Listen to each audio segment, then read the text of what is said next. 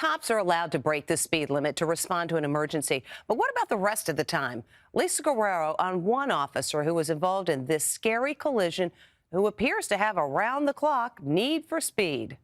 It's heart-stopping footage. A police cruiser is flying down the street. At the same moment, an SUV is pulling out of the parking lot. Disaster follows. The driver, who wasn't wearing his seatbelt, was thrown from the vehicle. He's 70-year-old James Cryer, and he's now permanently disabled. His wife, Rena, was a passenger in the car. I thought I was going to die. It's a struggle for the Cryers to watch the video. So, what emergency was Officer Christopher Ferguson responding to when the crash occurred?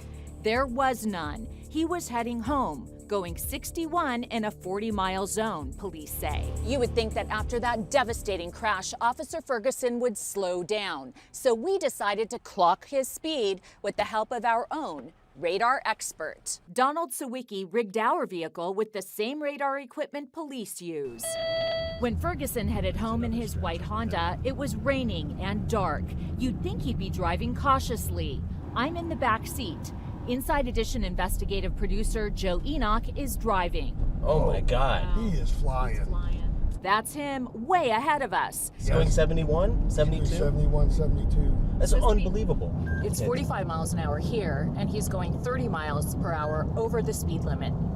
The streets are wet, and look at him, he's just racing. Watch what happens when he turns onto this city street.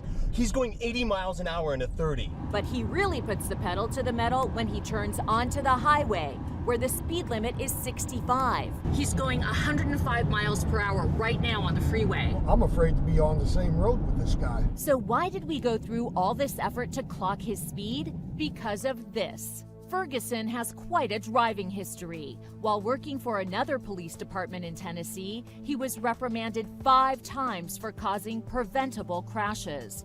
A review board recommended he be terminated or resign, so he resigned. But that didn't end his police career. He was hired by the All Good Police Department. Then this happened. Cheryl Allen from the Tennessee NAACP has been investigating Officer Ferguson. Why is he still able to drive a vehicle, 1, still have a job, 2, and still have his driver's license, 3? Why? On the night we followed him home, Ferguson finally pulled into his driveway after the 90-minute commute. I had to ask, what's the hurry? Sir? We saw you driving 105 miles per hour. You're a law enforcement officer. Why are you breaking traffic laws? He didn't say a word. It hurts a lot to know that someone that's supposed to serve and protect us is out here doing harm to people.